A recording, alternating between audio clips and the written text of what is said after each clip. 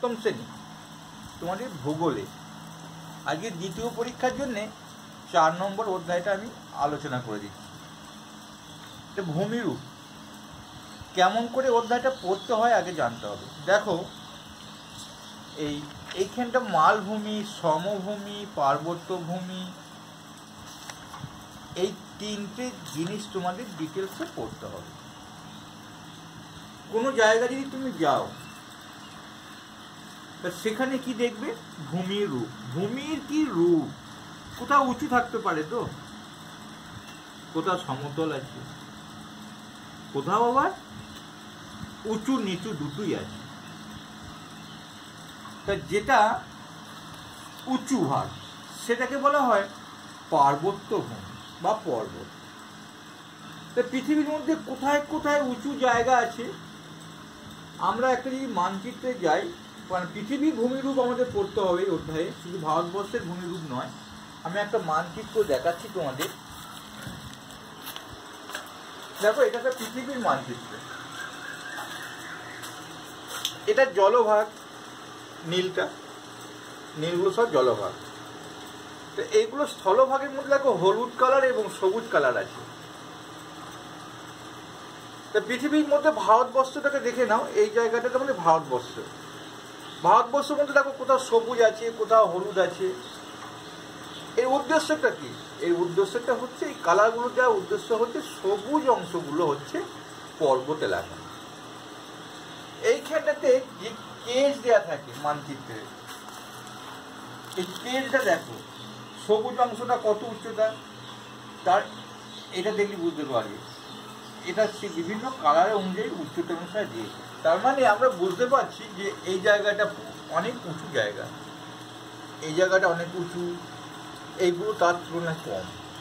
সেই ভূমির রূপ পৃথিবী কোথায় কেমন আছে আমরা পড়বো তোমাদের। এইখানে রকি, আন্দিজ, আল্পস, বিভিন্ন হিমালয়, এইগুলো আমরা পৃথিবীর উঁচু জায়গাগুলো পড়ব। চলো আমরা বইয়ে যাই। তাহলে এবার প্রথমে উঁচু জায়গাগুলো আলোচনা করি। পর্বত কি বলেছি? ভূমিরূপ কাকে বলে বলেছে? পৃথিবীর ভূমির যে বৈচিত্র্যতাই হলো ভূমিরূপ। পৃথিবীর ভূমির যে বৈচিত্র্য, বিভিন্ন রকম বৈচিত্র্য থাকতে পারে, তো সেইটাই হচ্ছে কিন্তু ভূমিরূপ। অর্থাৎ ভূমির রূপকে আমরা ভূমিরূপ বলে এখানে ছোট্ট চ্যাপ্টারের নামে পড়াশোনা করছি। এখন দেখো এই পর্বত দিয়ে আলোচনা করার পরে আমরা চলে যাব মালভূমি, তারপরে সমভূমি। তাহলে উঁচু ভাগ হলো পর্বত, আর মাঝারি উঁচু হলো মালভূমি। অর্থাৎ উঁচু এবং নিচু এবং সমান দুটোই থাকবে। আর আরো ভালো করে দেবে কতটা উচ্চতা, তারপরে সমভূমি। চলো আমরা পরের পাতায় যাই। দেখো পরের পাতায় এসে আমরা দেখতে পাচ্ছি এখানে কিন্তু এখনো আলোচনা করেনি, এইখানে এসে পর্বত দিয়ে আলোচনা শুরু করবে। এইখান থেকে আমাদের পর্বত দিয়ে আলোচনা শুরু করছে। হ্যাঁ, এখানে শুধু বলেছে যে এই ভূমির রূপগুলো কিভাবে তৈরি হয়। পৃথিবীতে সব জায়গায় সমান নয় কেন? কোথাও হিমালয় পর্বত, কোথাও মালভূমি, কোথাও সমভূমি। যেমন গঙ্গার ধারগুলো বা গাঙ্গেয় উপত্যকাটা সবসময় সমভূমি, সেখানে কৃষি জমি দেখা যায়। কিন্তু হিমালয় পর্বত, সেখানে তো আর কৃষি জমি দেখা যাবে না। তাহলে আমরা এই কেন হয়? আভ্যন্তরীণ প্রক্রিয়া আর বহির্জাত প্রক্রিয়া। একটা ভিতরের শক্তি, যেমন ধরো ভিতরের শক্তিগুলো কী কী? কখনো আগ্নেয়গিরি থেকে লাভা বেরোয়, উঁচু হয়ে যায়। কখনো তোমার ভূমিকম্প হয়, কোনো জায়গায় বসে যায়। তো এইগুলো ভিতরের শক্তি। আর বাইরের শক্তিগুলো কী কী? বাতাস, বায়ু প্রবাহ, এইগুলো নদী, এগুলো ক্ষয়ে ক্ষয়ে ক্ষয়ে ক্ষয়ে সমান হয়ে যায়। তো দুটো শক্তি, একটা ভিতরের শক্তি, ভিতরকার শক্তি, আর একটা বাইরের শক্তি। বাইরেটাকে বলছি বহির্জাত প্রক্রিয়া, আর ভিতরটাকে বলছি আমরা আভ্যন্তরীণ প্রক্রিয়া। কোনো কষ্ট নয়। এখন আমরা এইখানে দেখো সান্দ্র, এগুলো কী দিয়েছি? পাতলা পাতযুক্ত একটা থকথকে পদার্থ থাকে, এটা আয়নোস্ফিয়ার। অর্থাৎ পৃথিবীর গভীরটা এখানে দেখিয়েছে। কিন্তু এইখানটা আমরা তেমন আলোচনার মধ্যে আসবো না। আমরা পর্বত দেখতে যাব। আমরা পৃথিবীর মধ্যে উঁচু স্থানগুলো প্রথমে খুব ভালো করে জেনে নেব। চলো সেই স্থান জানতে এসে দেখো এখানে যে উচ্চতার কথাগুলো বলেছে তার মধ্যে হিমালয় টেনে নিয়ে এলো, আল্পস পর্বত টেনে নিয়ে এলো। তারপরে বলেছে দেখো উৎপত্তি অনুসারে পর্বত 3 ধরনের। উৎপত্তি অনুসারে পর্বত কত ধরনের হয়? 3 ধরনের। কেন 3 ধরনের হবে?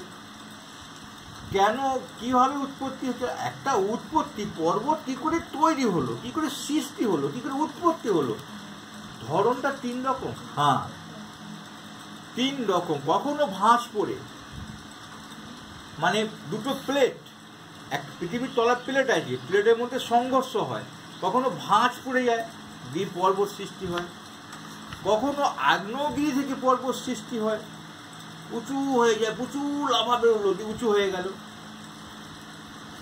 আমরা সেইগুলো দেখব। এখানে হিমালয় দেখছি, আল্পস দেখছি, তাহলে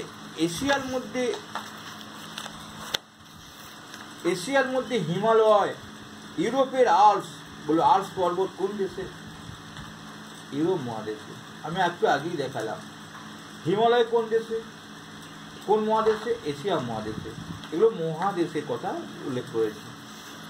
আমি একটু আগেই দেখিয়েছিলাম রকি, যেটা হচ্ছে উত্তর আমেরিকায়। আমেরিকা দুটো আছে, উত্তর আমেরিকায় রকি আর দক্ষিণ আমেরিকায় আন্দিজ দেখালাম। এইগুলো সব ভঙ্গিল পর্বত, অর্থাৎ ভাঁজ পড়ে সৃষ্টি হয়েছে। এবার চলো স্তূপ পর্বত। স্তূপ পর্বতে কি হয়? ভূ আলোড়নের ফলে, অর্থাৎ ভূমিকম্প যখন হয় তখন তো ভূ আলোড়নের সৃষ্টি হয়। এটা ভাঁজ পড়ে হয়েছে, বুঝলে পারলাম। এটা ভূ আলোড়নের ফলে ভূপৃষ্ঠে অনেক সময় ফাটল সৃষ্টি হয়। দেখো এই অংশটা এখানেই ছিল, এটা বসে গেছে, উঁচু হয়ে দাঁড়িয়ে আছে। তাহলে এইরকম পর্ব, এরকম ভূমির রূপ আমরা দেখতে পাই। এটা হচ্ছে স্তূপ পর্বত। এই নিচেটাকে বলে গ্রাভেন, উপরটাকে বলে ঘোস্ট। এটা তোমাদের এখানে আলোচনায় নেই, 9-এ গিয়ে পাবে। তাহলে এটা স্তূপ পর্বত কীভাবে সৃষ্টি হয়? ভূ আলোড়নের ফলে ভূপৃষ্ঠ অনেক সময় ফাটল সৃষ্টি করে। ওই ফাটলগুলো মাঝে ভূখণ্ড উঁচু হয়ে, অথবা দুপাশে ভূখণ্ড বসে গিয়ে মাঝখানে ভূখণ্ড স্তূপের মতো পর্বত সৃষ্টি করে।